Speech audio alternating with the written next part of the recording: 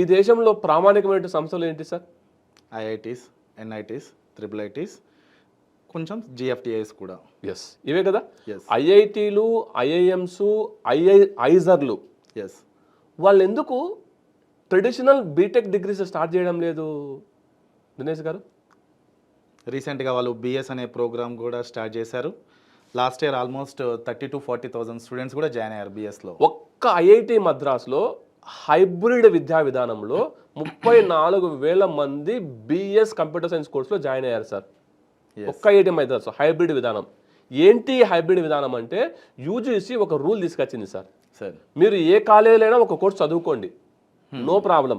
అదే సమయంలో మీరు ఇంకొక కోర్సు కూడా చేసుకోవచ్చు, దీనికి కూడా అంతే ఎలిజిబిలిటీ, మీకు అంతే ఈక్వల్గా ఇంపార్టెన్స్ ఇస్తాము అని చెప్పినటువంటి ఒక సందర్భం.